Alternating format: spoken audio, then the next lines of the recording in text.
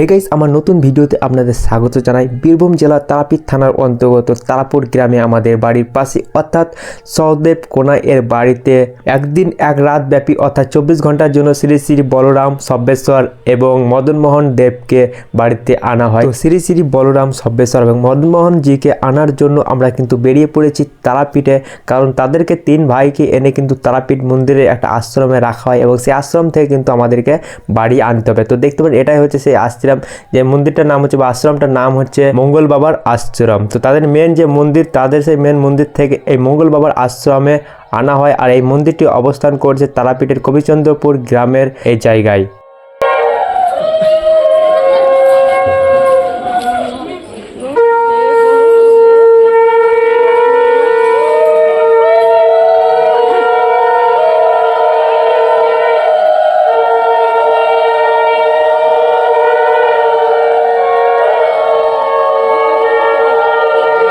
তো শ্রী শ্রী বলরাম সব্বেশ্বর এবং মদনমোহন জিকে এখানে কিন্তু ভালোভাবে কাপড় ঢাকা দিয়ে কিন্তু এই গাড়ির মধ্যে রাখা হয় এবং তিনটি গাড়ি কিন্তু পরপরভাবে একটি একটি করে আমাদের গ্রামের দিকে কিন্তু প্রস্থান করি। তো দেখতে পান এখানে অনেকটা পরিমাণে লোক জমা হয়েছিল।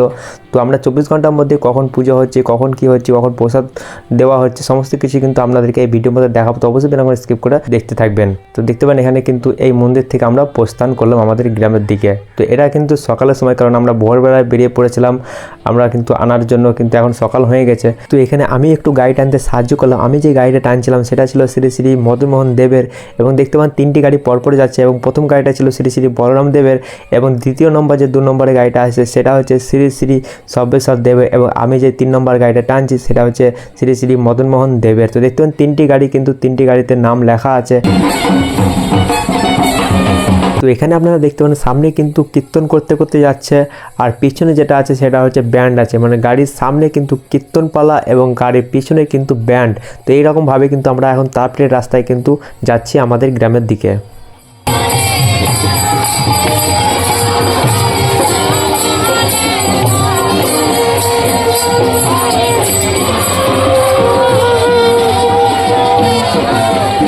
তো তারাপীঠ থেকে আমাদের গ্রামে আসার পর আমাদের যে ঠাকুর বাড়ি সেখানে কিন্তু 3 ভাইকে রাখা হয়। প্রথমে রাখা হয় শ্রী শ্রী বলরাম দেবকে এবং 2 নম্বরে রাখা হয় শ্রী শ্রী সব্বেশ্বর দেবকে এবং 3 নম্বরে রাখা হয় শ্রী শ্রী মদনমোহন দেবকে। তো আপনারা দেখতে থাকুন।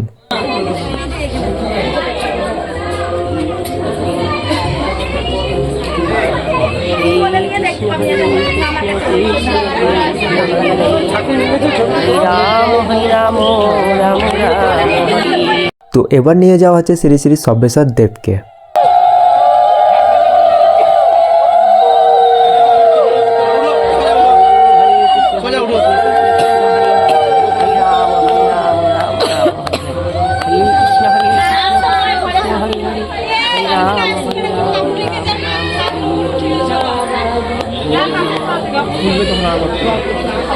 এবং শেষে নিয়ে যাওয়া হচ্ছে শ্রী শ্রী মদনমোহন দেবকে।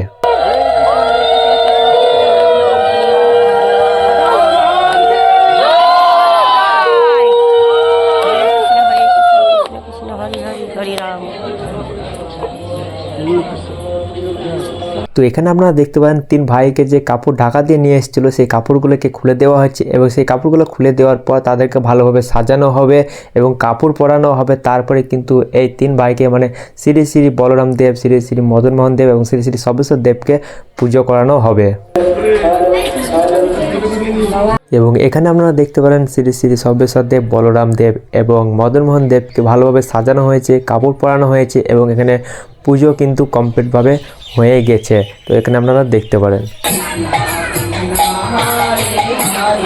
এবং দুপুরবেলায় প্রসাদ দেওয়া হয়। এই প্রসাদ গ্রহণ করার জন্য কিন্তু আমাদের গ্রামের ধারে পাশে যত গ্রাম আছে সমস্ত গ্রাম থেকে কিন্তু অনেকটা পরিমাণে মানুষজন এসেছিল এই প্রসাদ গ্রহণ করার জন্য এবং ভগবানকে দর্শন করার জন্য। তো আপনারা এখানে ভিড় দেখে বুঝতেই পারবেন।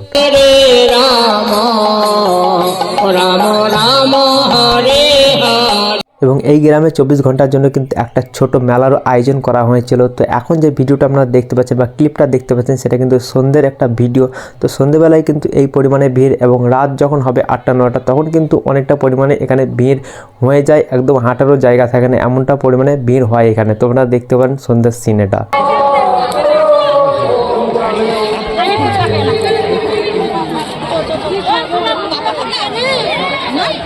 এবং সারাদিন সারা রাত কিন্তু কীর্তন পালারও এখানে আয়োজন করা থাকে। তো দেখতে পান এখানে যে সিনটা দেখছেন বা ক্লিপটা দেখছেন সেটা কিন্তু রাতের সিন। রাতে কিন্তু এতটা পরিমাণে ভিড় হয়েছিল কীর্তন শোনার জন্য, কিন্তু ধারে পাশে যে গ্রামগুলো ছিল সেই গ্রামগুলো থেকে কিন্তু মানুষজন এসেছিল এই কীর্তন শোনার জন্য। তো আপনারা এখানে দেখতে পারেন।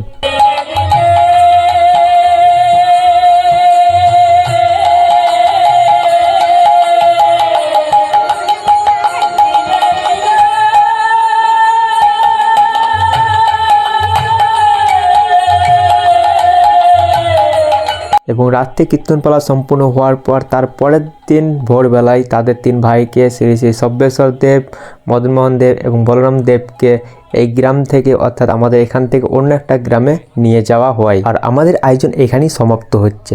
তো ভিডিওটা কেমন হয়েছে সেটা কিন্তু অবশ্যই কমেন্ট বক্সে আমাকে জানাবেন। আর আপনাদেরকে এই ভিডিওটা যদি ভালো লেগে থাকে অবশ্যই ভিডিওটা একটা লাইক করবেন এবং এই ভিডিওটা আপনাদের পরিবারের সদস্যকে শেয়ার করে ভগবানকে দর্শন করার সুযোগ কিন্তু আপনারা করে দেবেন। ধন্যবাদ।